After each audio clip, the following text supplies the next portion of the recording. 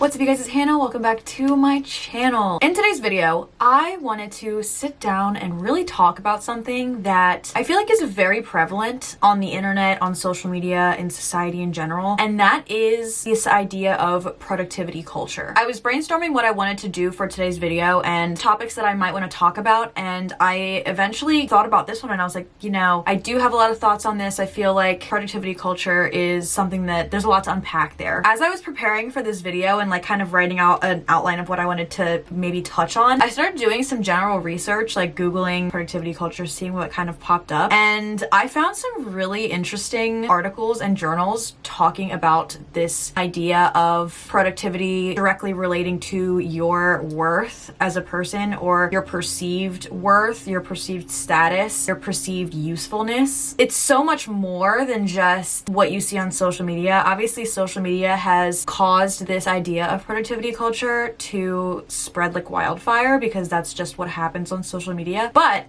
I really wanted to get into this today and kind of do a little bit of, I don't know, an analysis of, I have a very like analytical mindset right now. I'm working on 2 final projects for my classes. This is finals week for me, and I don't have any exams, but I do have 2 group projects. So I've been doing a lot of research and analysis and stuff like that in these projects. So it's just kind of like the mindset that I had going into this. And I was like, I actually really love researching things, specifically things that I'm interested in. You know, if I'm told to research something that I don't care about, I'm like, what the fuck? I really found this interesting and I want to sit down and talk about it today. But before we get into it, I want to thank the sponsor of today's video, and that is BetterHelp. Thank you so much to BetterHelp for sponsoring today's video. So I want you to sit there for a second, close your eyes, and think about anything that may be going on right now that may be affecting your happiness or affecting your ability to reach your goals. I'll wait.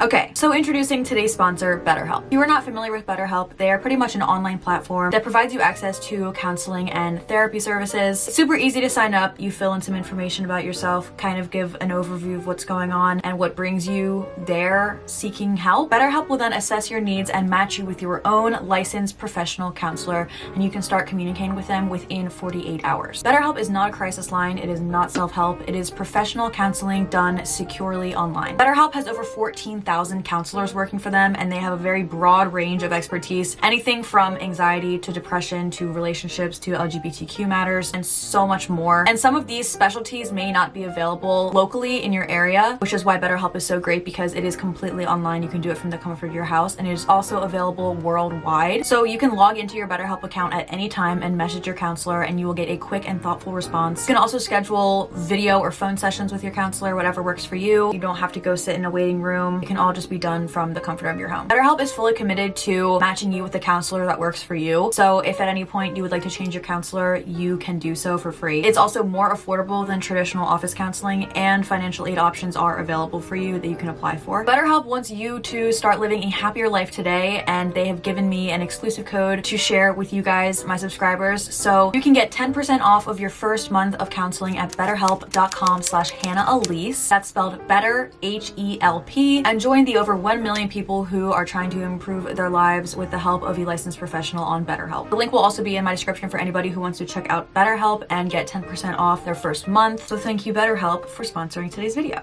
So let's get into it. First of all, I kind of wanted to put out a very broad definition of what, at least to me, productivity culture is. So generally, productivity culture or hustle culture is this idea that you should be constantly working, whether it be at a job or just working towards some type of goal. It's kind of glamorizing the idea of overworking yourself. Even if you feel like you may need to take a break, you just keep pushing so that you can finish all of those things on your to-do list, because that is what's making you productive. That is what is making you feel good about yourself, about what you've done for the day. It makes you feel like you've been useful, like you've been spending your time well. Social media is a huge spreader for this productivity culture. I mean, just take YouTube, for example. I have made several videos called Productive Day in My Life, Productive Week in My Life. I think that the assumption that kind of comes from me posting, because I get these comments all the time, I feel like the assumption is that I am productive like this all the time, but in reality, this video was literally one day of my life, or it was a few hours each day over a period of 5 or so days. I get so many comments saying, I wish I was this productive. She's always so productive. Just seeing somebody being productive on YouTube or in an Instagram post, someone posts a photo of their like cute study setup. I do that. I 100% contribute to this productivity culture. And this is just a few examples of how it kind of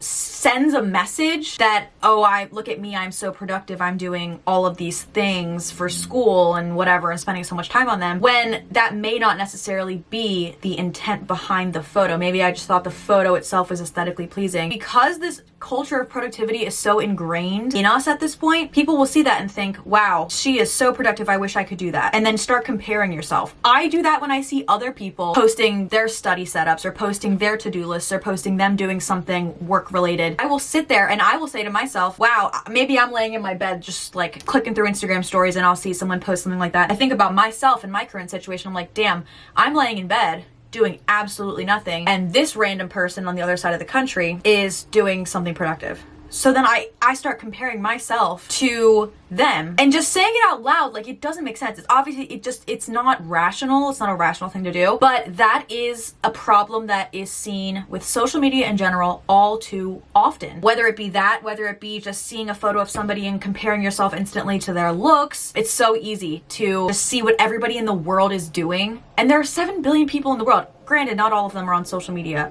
obviously, but you know what I mean. You are able to consume such a mass amount of information. It's literally an overload of stimulation for your brain at all times. It has become like second nature to just compare yourself to people instantly. And it is no different when it comes to productivity culture. It's so normal. And it's not that there's anything inherently malicious about it. It's not that people are posting that to make other people feel like shit. And if they are, then that's their own problem. But the intent behind it is most of the time just, I want to share what I'm doing right now. I can do that. I can say whatever I want on my own social media accounts, and totally understandable. I'm not trying to say that there's anything wrong with that, or that these people are doing something wrong, or that I'm doing something wrong. I'm just saying that because of productivity culture and that just being in the back of our heads, seeing something like that, if you are feeling not so productive, seeing somebody else being productive, some literal random stranger on the internet, can make you feel like you're lazy. And that's the problem. That is the problem. I want to make it very clear that I don't think that there is anything inherently wrong with being productive. I think being productive is great. Some days you just kind of get a fire under your ass and you want to go out and get stuff done and you have all this motivation, and that is awesome. I am 100% a fan of that. As I was doing my research, I found this article and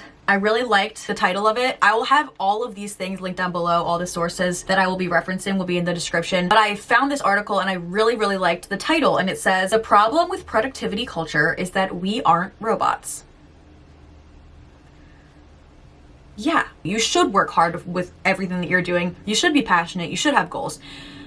But the idea that you need to be productive at like max capacity every day of your life, otherwise you are lazy, you're failing, you're not doing something right, you're wasting your time, that is toxic. These are all just my own opinions, so if you don't agree with me, I guess you can fight with me in the comments about it, but that is a mindset that is so common. And I know this because I think that way. I have that mindset. I don't want to. I mean, the first step is realizing that you have an issue. I will be laying in bed, relaxing, as I should. I do work so hard and I deserve to just lay in bed and rest, be comfortable, pet my cat, whatever. I will be laying there and I am, I don't know, scrolling through TikTok, and I land on a TikTok of somebody being super productive, waking up at 5 a.m., getting all these things done. And I'm watching that as I'm laying in bed and I'm like, oh my God, I suck. I'm laying here in bed when I could be out working towards something. Why is that a thought that I even have? That's what led me to even want to make this video and talk about this, because oh my God, I'm wasting my time because I could be being productive right now, but I'm not, so I'm lazy. That is something, I f***ing hate that. I f***ing hate that. What is that? What is that? It's like a seed was planted in the back of my head one day, and then it's just grown and grown and grown, and now that is literally my mindset, and I hate that. It's so toxic and unfair and unrealistic, and everyone knows it. It's a very strange social phenomenon. Like, honestly, that is the problem, I think, with productivity culture and why I think it is toxic. Productivity itself, great, awesome. But productivity culture expecting said productivity to happen all the time, that's the problem. It's a very fine line. When I post things about me being productive, I'm not trying to make other people feel like shit. I'm trying to say, hey, here's some motivation. You know what I mean? I'm not trying to say that you should be doing this too, or that you should be doing this all the time, because I don't do it all the time. No one does it all the time. And if they do, then they end up feeling really, really shitty about life. And I can say that as well, because I've done that too. Especially with college, sometimes you really don't have a choice. Sometimes you kind of have to be very productive every day if you have a ton of assignments to do. I feel like productivity culture is very, very, very, very, very closely tied to college in general. Going to the library, pulling all-nighters to finish assignments is kind of something that's very common in college. But yeah, sometimes you kind of have to be productive all the time. When I go through periods like that and I'm super, super busy with school, and I also want to film a YouTube video and get it up that week for you guys, when I have all of that, I mean, honestly, that's how this entire semester has been. So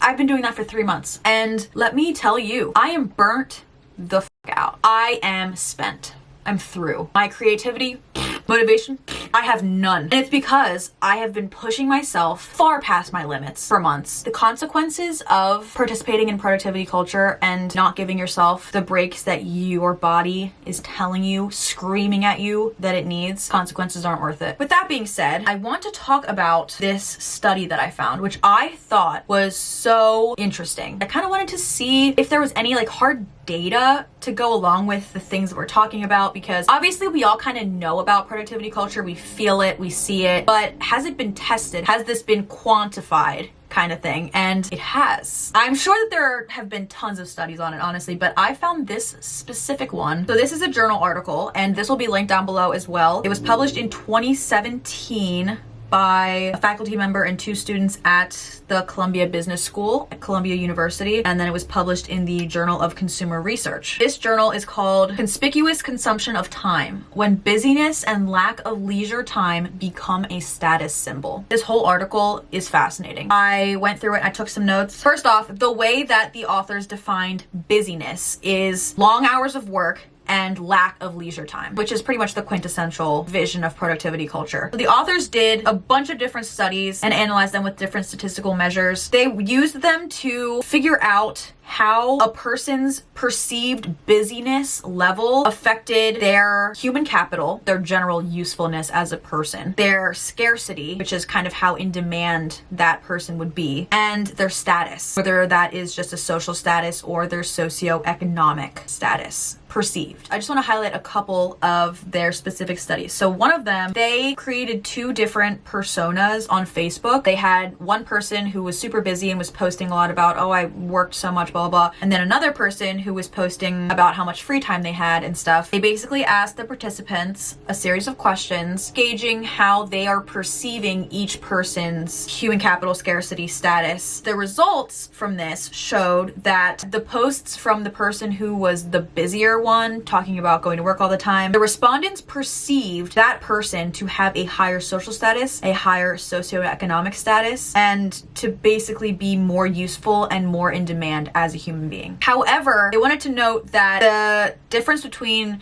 the busyness levels had no difference on the person's personal qualities, like if they thought that the person was nice or whatever. Another thing that I thought was interesting about this journal is that they did another study basically comparing Bluetooth headphones versus regular headphones. They found that the person wearing Bluetooth headphones was perceived as being busier, has higher human capital and higher social status, higher socioeconomic status. It says, compared to participants in the headphones condition, participants in the Bluetooth condition perceived the test person as higher in social status, financial wealth, and income. They placed her on a higher rung on the socioeconomic status ladder, and they also saw her as higher in status and respect. Importantly, participants indicated no significant difference on how nice, honest, and attractive the individual was between conditions. Finally, participants perceived the person with Bluetooth headphones to possess higher human capital and to be more in demand.